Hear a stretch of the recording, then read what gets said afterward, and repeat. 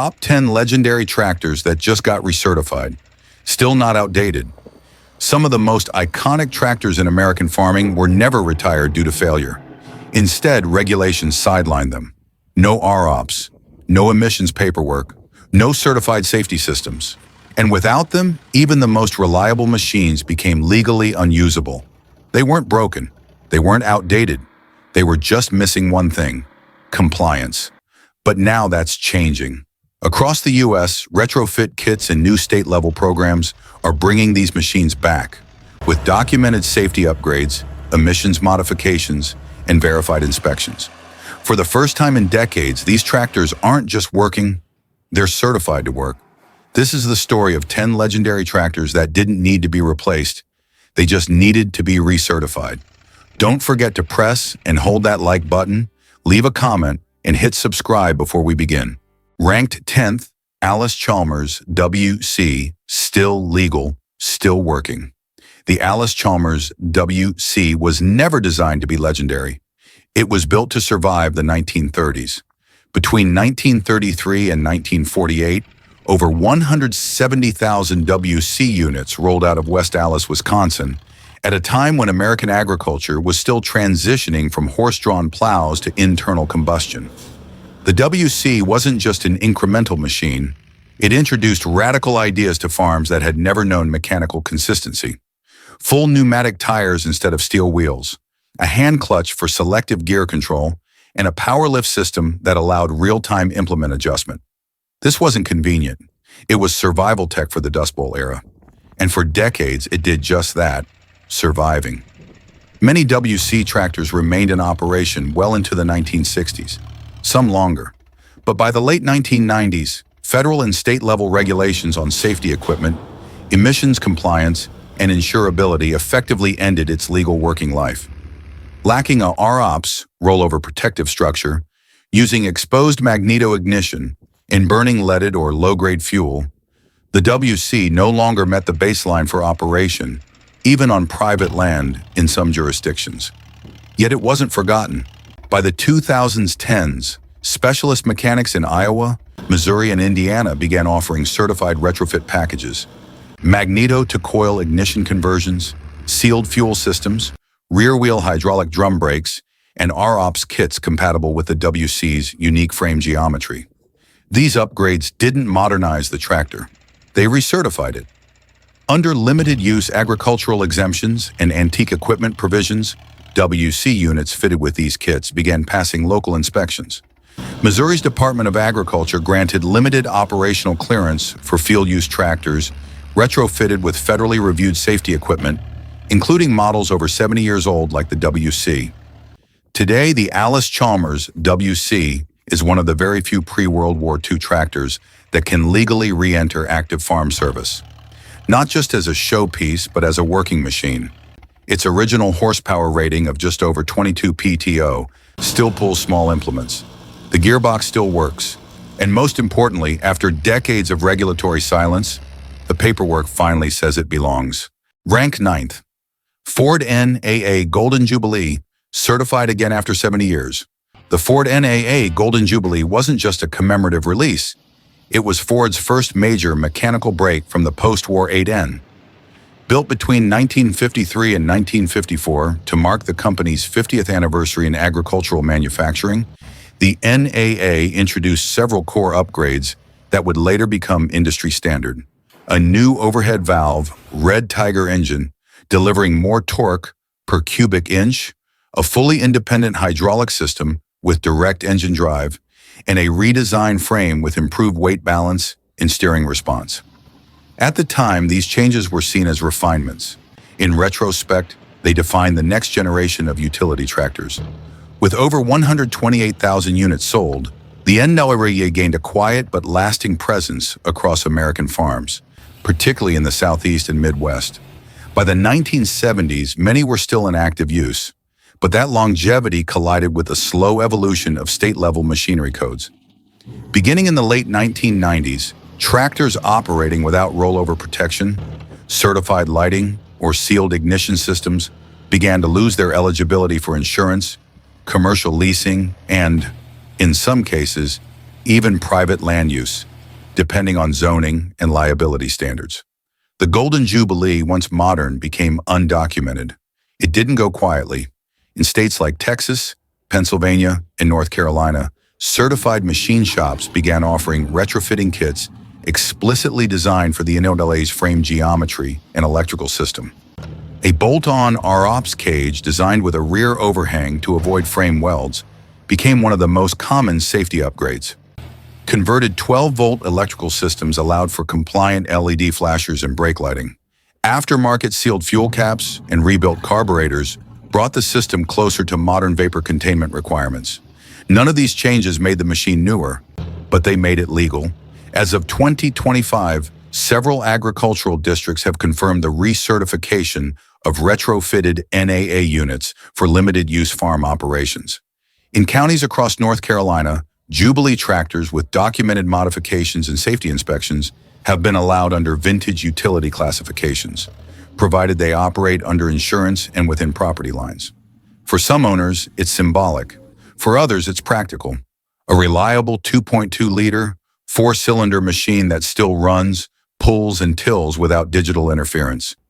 Now with paperwork to match. The Golden Jubilee didn't need a reinvention. It just required clearance.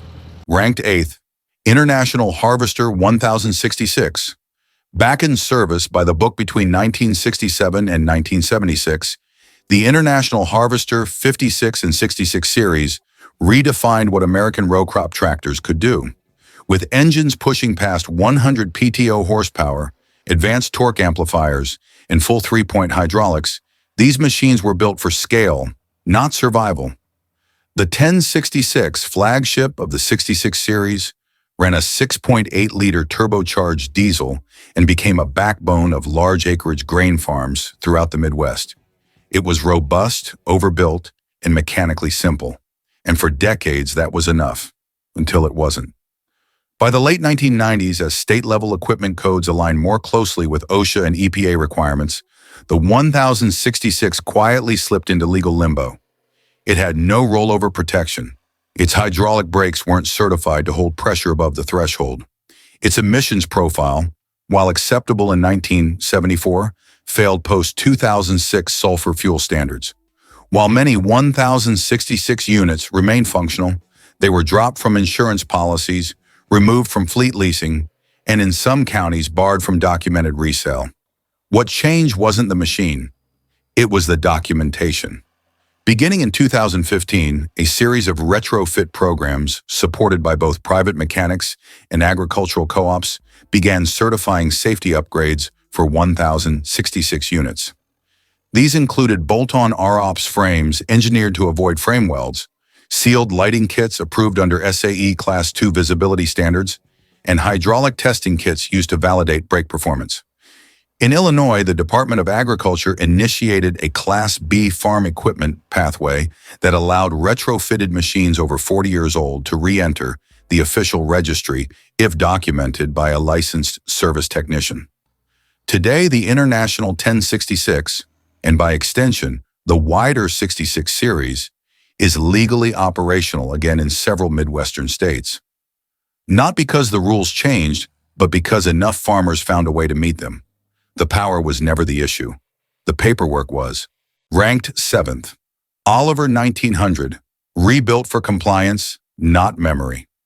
The Oliver 1900 was never built for nostalgia.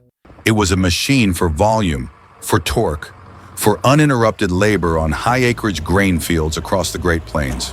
When it entered production in 1960, Oliver positioned it as a true heavy-frame row crop tractor, not a hybrid utility unit.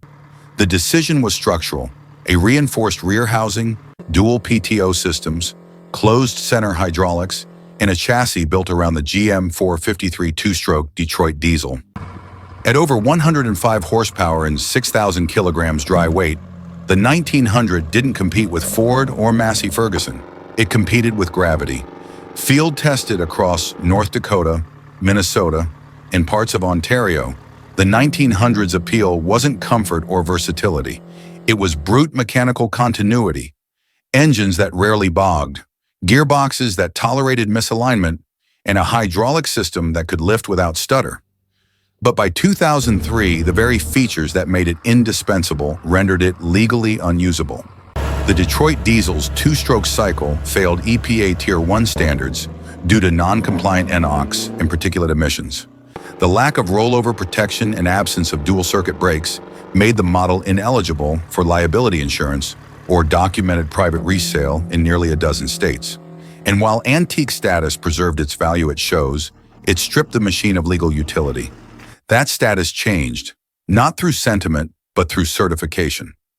In 2017, a small group of machine shops operating under the Oliver Heritage Foundation began issuing federally registered retrofit kits for the 1800 and 1900 series.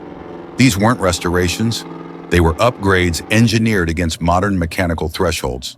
A 4-point ROP system was designed using hardened frame clamps that avoided welding, critical for states requiring manufacturer frame integrity.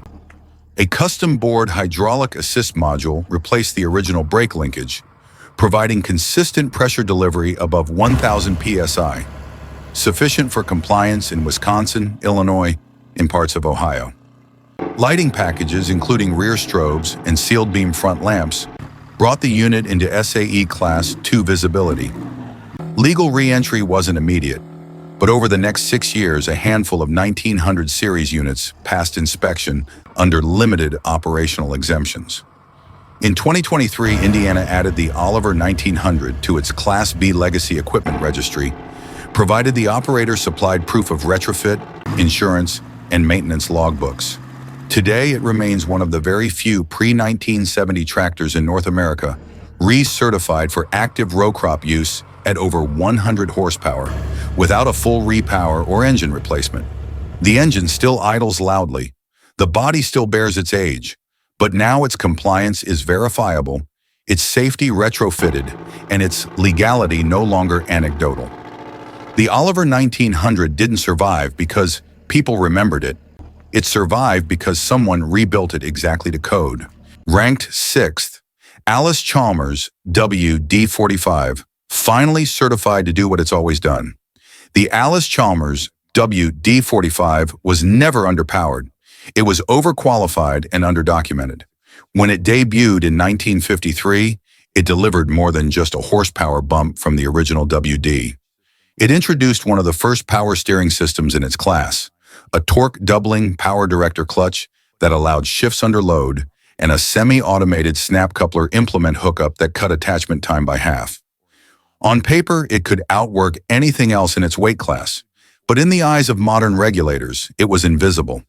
By 2005, the WD-45 could no longer be registered or insured in several Midwestern states.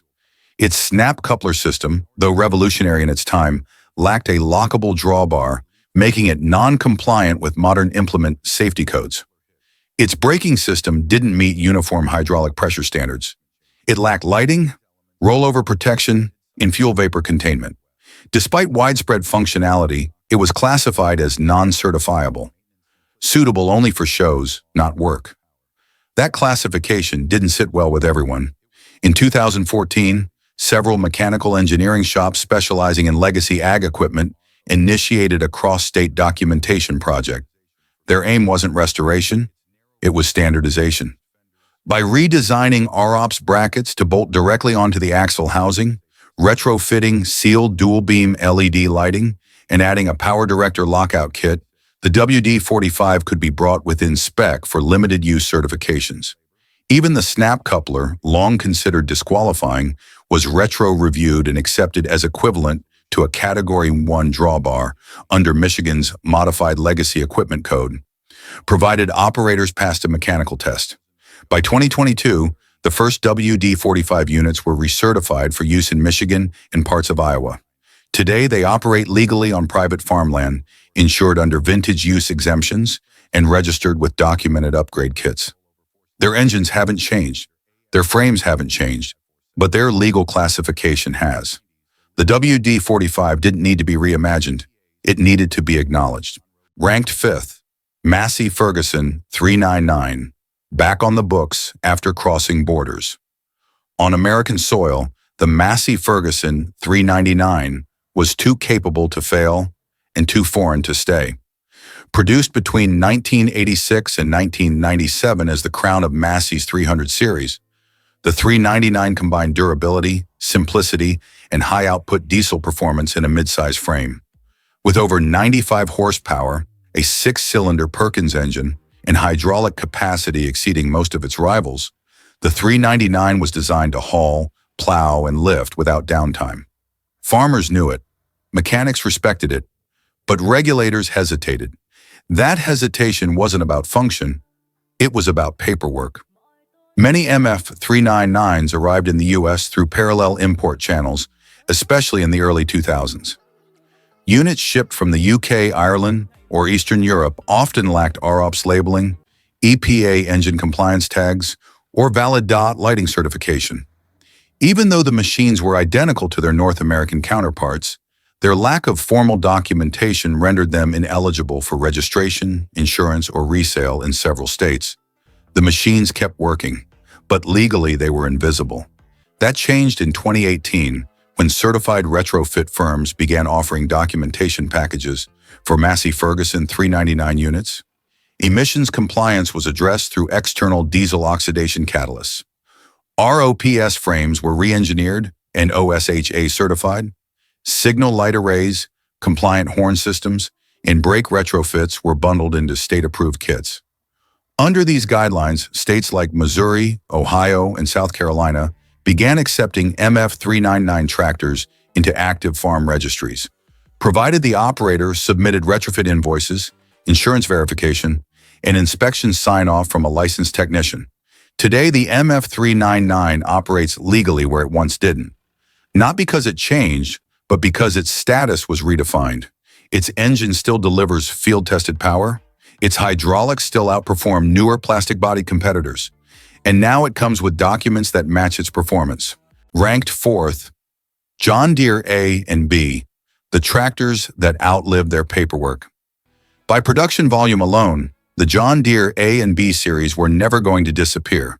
Between 1934 and 1952, over 600,000 units left the company's Waterloo factory, a scale no American tractor line had reached before. The design was radical for its time, a 2-cylinder, horizontally opposed engine mounted longitudinally on an open chassis with direct hand start and a 4-speed transmission. They were designed to be repaired in the field, to tolerate misfueling, and to run without electronics of any kind. In function, they were machines. In practice, they were infrastructure. But by the 1990s, they had lost something no rebuild could restore: legal standing. The issue was not mechanical reliability, it was an administrative absence.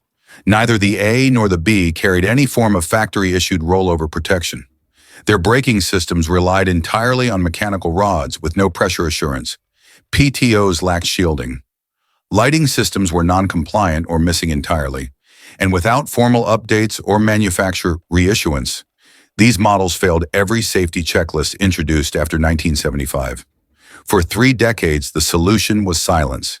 These machines continued working on private land, uninsured, undocumented, and unrecognized by any state registry. That began to change in 2020 when the Midwest Equipment Safety Consortium launched a program to standardize retrofit pathways for antique tractors operating under 40 PTO horsepower. John Deere's A and B models were among the first test cases. Rather than restore these units to their original condition, technicians approached the problem from a different angle. What would it take to make these machines certifiable without altering their core functionality? The answers came piece by piece. A 4-post ROPS system was engineered with axle-mounted clamps to avoid structural welding. A pair of hydraulic brake cylinders was mounted to the original rod linkages to create pressure redundancy without altering pedal travel. LED signal and work lighting were adapted to 6-volt and 12-volt systems through voltage regulators. Each machine was retrofitted under the oversight of a licensed Class II AG mechanic, who submitted compliance documentation to the County Extension Office. As of 2024, at least 41 John Deere A and B units across Iowa, Indiana, and Pennsylvania have been reissued farm use certification. Not historical plates, not collector exemptions, actual legal clearance to plow, tow, and seed under working conditions with insurance and documentation. Their engines still knock, their frames still flex, but the difference is now measurable, not in nostalgia. In legal PSI, lighting voltage, and rollover tolerances are tested by code. The John Deere A and B weren't upgraded to be honored. They were recertified to be used. Ranked third, Farmall M, too common to protect, too proven to ignore. For over a decade, the Farmall M was everywhere and nowhere. Built between 1939 and 1952, this was the row crop tractor that powered the post-depression agricultural boom. Simple, heavy, and scalable, the M ran a 4-cylinder gas or kerosene engine with enough horsepower to handle multi-row implements and enough mass to pull without slipping. Nearly 270,000 units left IH factories, many of which are still operational today. Mechanically, it remained viable. Legally, it was orphaned. The problem wasn't age, it was structured. The M came with no factory rollover protection. Its lift-all hydraulics lacked isolation valves or deadman cutoffs. Brake systems were entirely mechanical and vulnerable to slippage in the presence of moisture. And while it was engineered before safety codes existed, its absence of compliance made it ineligible for documentation, resale, or farm insurance in many U.S. counties by the late 1990s. In 2020, regional ag mechanics and cooperative safety groups began re-engineering a solution. A dedicated retrofit standard, the Farmall M safety set, was designed to meet limited-use recertification in select Midwest states. This package included a bolt-on ROPS frame secured to the rear axle, a 12V electrical conversion with LED lighting, PTO shaft shielding, and hydraulic cutoff valves mounted directly onto the lift-all system. The brake upgrade featured twin independent cylinders connected to a pressure monitor module, allowing the system to pass mechanical threshold tests. By 2022, Iowa, Illinois, and parts of Nebraska began issuing recertification for Farmall M units under the Certified Historical Ag Equipment Limited Use designation. The conditions were strict: 1 retrofit per serial number, logged inspections, and licensed insurance underwriting. But the results were measurable. Today, Farmall M tractors are legally working again, not at parades, but in actual fields. Their engines haven't changed, their torque hasn't diminished, but their compliance is now verified, file by file, bolt by bolt. Ranked second, John Deere 4020. Not compliant then. Certified now. For nearly a decade, the John Deere 4020 set the benchmark. From 1963 to 1972, it defined what a 100-horsepower tractor should be: reliable, repairable, powerful, and endlessly versatile.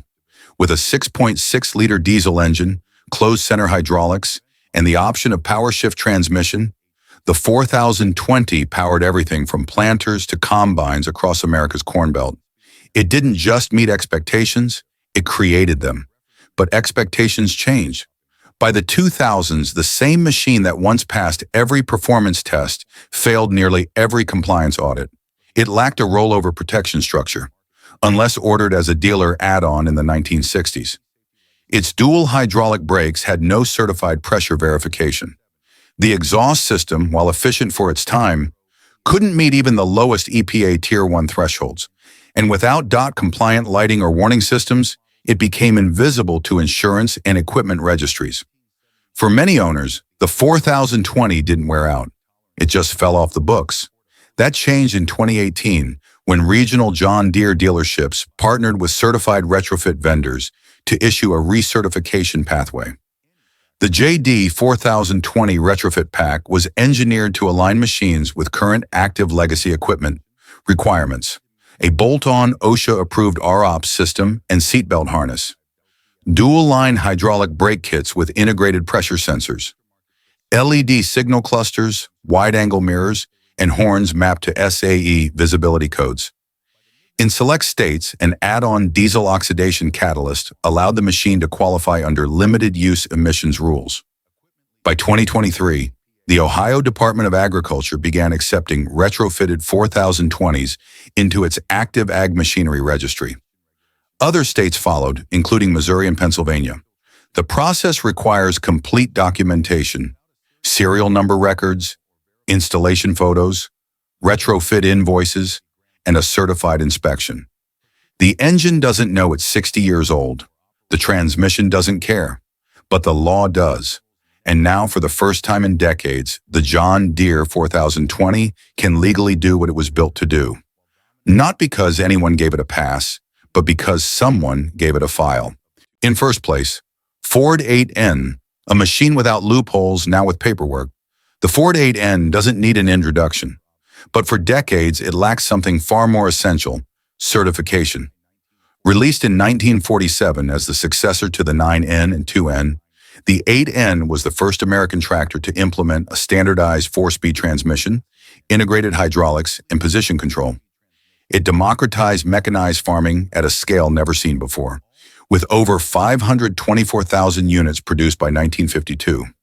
Its 4-cylinder flathead gasoline engine, rated at 23 horsepower at the PTO, delivered just enough power for tilling, planting, and hauling, without complexity or pretense. But simplicity doesn't age well in regulation. By the late 1990s, the Ford 8N had become uninsurable in multiple U.S. states. It lacked every modern safety and emissions feature required for documented use.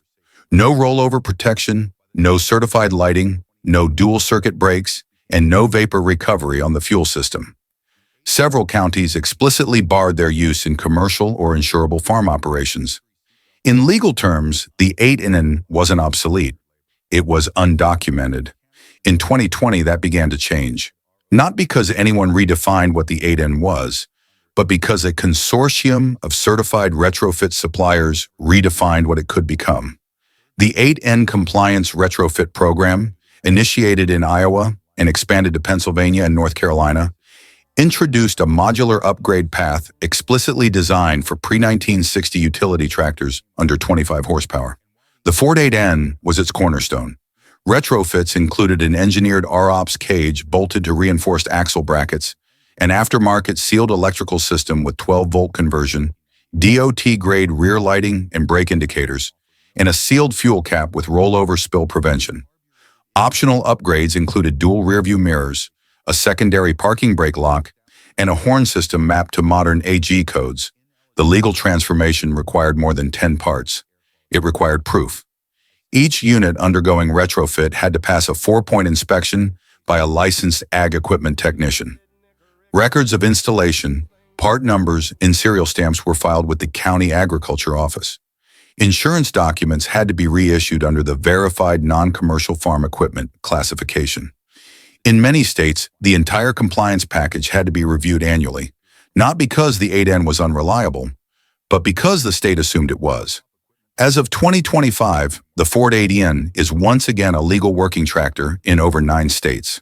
Not as a museum relic, not as a collector's weekend piece, but as a certified, registered, and insured agricultural tool, ready to plow, to tow, and to seed precisely as it did 78 years ago. The engine hasn't changed, the geometry hasn't changed. The frame still answers to 23 horsepower. But for the first time since the 1970s, the Ford 8N is no longer a legal ghost. It's a documented machine, not because it was grandfathered in, but because it earned its place back. For decades, these machines were removed from the legal landscape, not because they couldn't perform, but because they couldn't be certified. What changed wasn't their engineering. It was the documentation around it. With retrofitted safety systems, updated emissions controls, and formal inspection protocols, a new class of legacy tractors is entering a new legal status. Machines that don't need to be reinvented because they were built right the first time, and now they've proven it. Let us know which one resonates with you in the comments, and don't forget to like and subscribe to our channel for more content like this.